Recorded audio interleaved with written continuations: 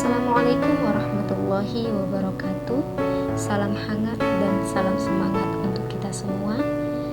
Kami dari kelompok 5 akan memaparkan profiling peserta didik yang akan kami observasi melalui wawancara. Sebelumnya, izinkan saya untuk memperkenalkan anggota kelompok 5. Yang pertama yaitu Kak Ahmad Subhan Fauzi, yang kedua saya sendiri Nurul Jawahir, dan yang ketiga yaitu Kak Vera Selviana. Jadi, jenis karakteristik peserta didik yang terdiri dari 5 poin, yaitu yang pertama kemampuan awal, dan yang kedua minat dan motivasi, ketiga sosial dan emosional, yang keempat adalah moral, dan yang kelima ialah etnis dan budaya.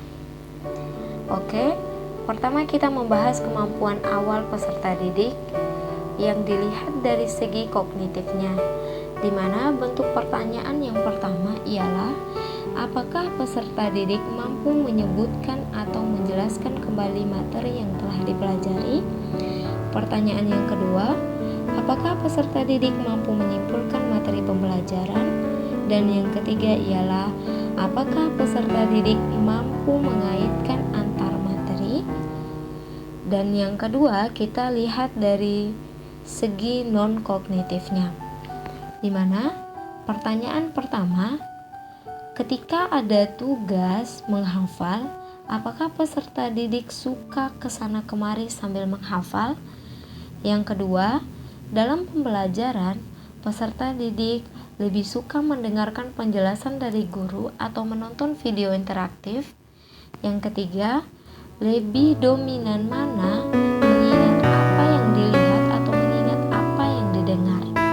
Dan yang keempat adalah apakah membaca kemudian menuliskan ulang membuat peserta didik mudah memahami dan mengingat materi yang dipelajari. Oke, kita bahas poin yang kedua, yaitu minat dan motivasi, di mana dilihat dari segi motivasi intrinsik dan motivasi ekstrinsik.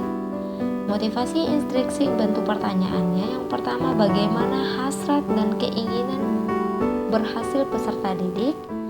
Yang kedua, bagaimana dorongan dan kebutuhan dalam belajar. Yang ketiga, bagaimana harapan dan cita-cita masa depan peserta didik.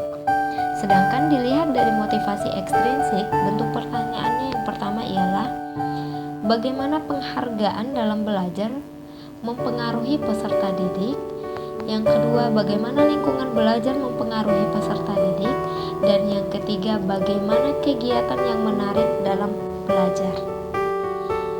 Poin ketiga ialah sosial dan emosional, di mana dilihat dari sosial. Yang pertama pertanyaannya yaitu apa pekerjaan orang tua. Yang kedua, di rumah tinggal dengan siapa saja. Yang ketiga, bagaimana pengaruh sistem lingkungan terhadap kesehatan mental, pikiran, dan perilaku peserta didik. Yang kedua, dilihat dari emosinya. Pertanyaan pertama, apakah peserta didik sudah mengetahui kekuatan dan kelemahan dirinya? Yang kedua, apakah peserta didik dapat melihat diri mereka akan menjadi seperti apa nantinya? Yang ketiga, bagaimana peran baru dalam status dewasa bagi peserta didik? Selanjutnya, poin keempat ialah moral, di mana bentuk pertanyaannya ialah yang pertama, bagaimana pemikiran peserta didik untuk mengenai alasan atau aturan perilaku etis.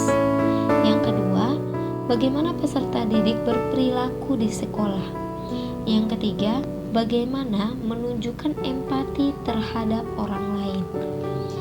Dan poin kelima ialah etnis dan budaya, di mana bentuk pertanyaannya ialah apakah peserta didik memiliki teman bermain yang berbeda agama, suku, ras, budaya yang berbeda dengan dirinya.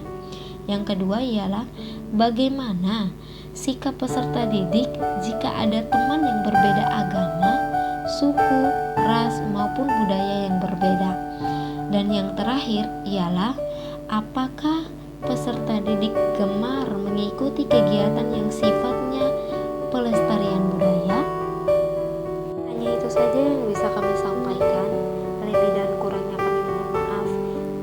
taufiq wal hidayah. Wassalamualaikum warahmatullahi